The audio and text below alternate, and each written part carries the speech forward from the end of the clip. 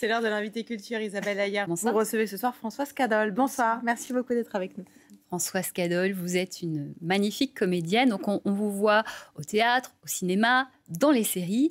Et même les personnes qui n'ont pas l'impression de vous connaître vous connaissent, puisque vous doublez en français Sandra Bullock, Angelina Jolie, Gwyneth Paltrow, Charlotte Stetson, etc. Et même Lara Croft dans les jeux vidéo.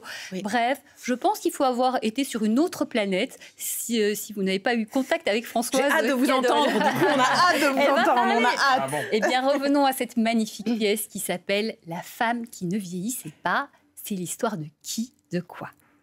Ah, mais déjà, je vais vous raconter la genèse de cette histoire. Parce que La femme qui ne vieillissait pas est un roman de Grégoire Delacour et je me suis retrouvée à faire le livre audio de ce roman. Et c'est en le lisant pour les autres que je me suis dit, mais non, je veux absolument faire quelque chose au théâtre. Et j'ai demandé à Grégoire l'exclusivité pour faire une adaptation théâtrale pour un seul en scène. Et il m'a dit oui, à une condition, vous n'ajoutez aucun mot. J'ai dit oui. Et on a monté, j'ai écrit, j'ai proposé à Tristan Petit-Gérard de faire la mise en scène de cette pièce. Très jolie. Et on a trouvé toute une équipe formidable et on a pu monter La femme qui ne vieillissait pas, qui est un hommage à la femme et qui est c'est une fable, mais qui parle du réel. Donc, qui est d'une utilité à notre époque et c'est pour ça que j'ai voulu l'interpréter. Oui, Grégoire Delacour, c'est aussi l'auteur de ce fameux roman à succès, La liste de mes envies. Qu'est-ce qui vous a touché le plus dans justement ce texte, cette pièce, personnellement, La femme qui ne vieillissait pas? La femme est magnifique. J'ai résumé dans cette phrase-là. Oui. Et c'est... Il a su parler au nom des femmes, mais pas que au nom des hommes, au nom par rapport à toutes ces images qu'on nous renvoie, dans lesquelles on nous enferme. Et là, tout est dans le titre, La femme qui ne vieillissait pas.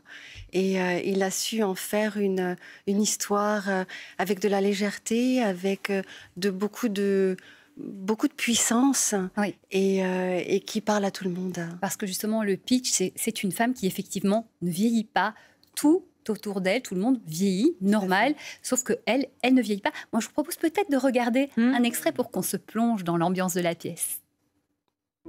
J'ai pensé avec mélancolie à toutes ces femmes qui, comme Odette, se coupent, se défigurent, acceptent de voir s'effacer l'histoire que leur visage raconte d'elles, pour s'imaginer qu'elles possèdent toujours ce trésor qui anime, qui attire, qui suscite le désir, comme si le désir n'était lié qu'à la beauté et la beauté à la jeunesse.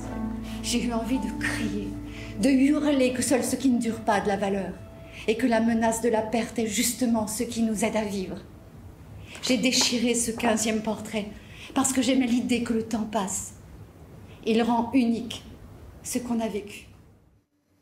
Françoise Cadol, cette pièce, elle parle à tellement de monde parce que finalement, cette injonction de jeunesse, de beauté, de perfection, elle nous plombe tous. Et quand on va voir cette pièce, on en ressort et on se dit, mais en fait, c'est cool de vieillir parce que ne pas vieillir, c'est un piège en fait. Tout à fait. C'est exactement, vous avez très bien résumé l'histoire de cette pièce, de cette femme. Alors, dans quel piège elle tombe? Parce que vous dites que c'est un piège.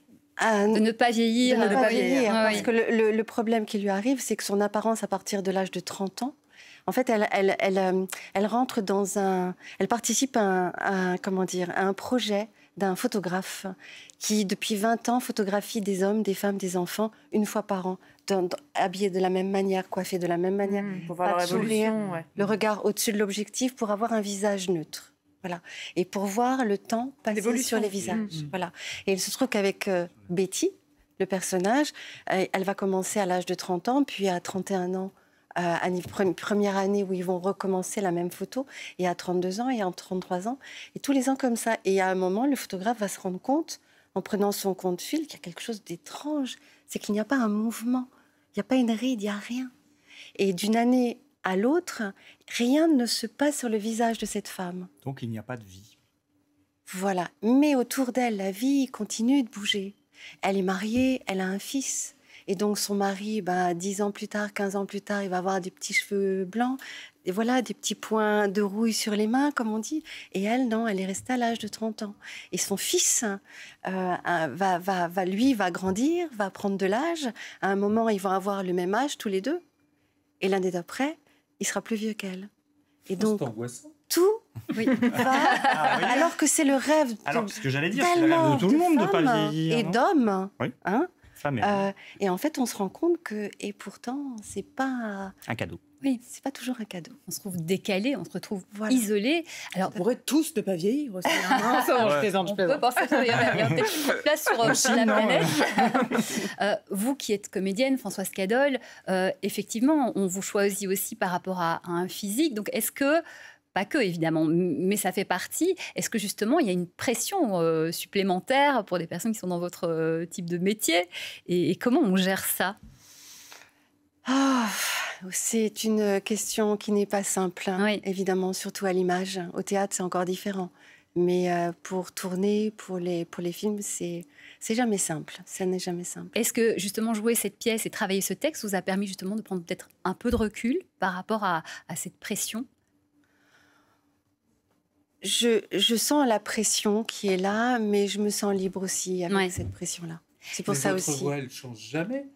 Votre voix ne vieillissait pas. Votre voix ne vieillit pas. Ma voix ne vieillit pas. Totalement. Est-ce que vous avez eu des retours de femmes ou même d'hommes à la sortie de la pièce qui, justement, ça a fait réfléchir ? Moi, ça m'a vraiment fait réfléchir. Est-ce que c'est quoi comme témoignage ? J'en ai eu plein d'hommes et de femmes et d'hommes. Et un exemple, une fois, une femme, juste à la sortie de la pièce, me dit, elle me regarde, elle me fait « merci, merci » et « merci ». Ouais. Alors je la regarde, je lui dis, c'est quoi ce troisième merci avec la malice que vous avez dans les yeux? Elle me dit, parce que vous voyez, j'habite à Nice, une très jolie femme d'une 40aine d'années. J'habite à Nice, donc l'apparence est très importante. Eh bien, vous m'avez évité le rendez-vous chez le chirurgien esthétique. Eh bien, c'est exactement ce que j'allais dire. Si vous réfléchissez à aller chez un chirurgien esthétique, allez voir cette pièce parce que on change. Déjà, c'est moins cher.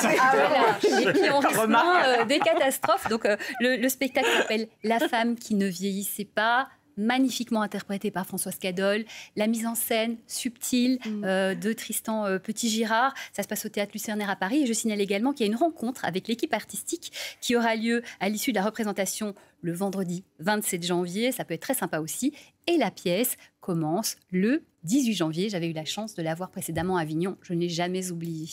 Merci Françoise Cadol. Merci beaucoup à vous. Merci Françoise Cadol.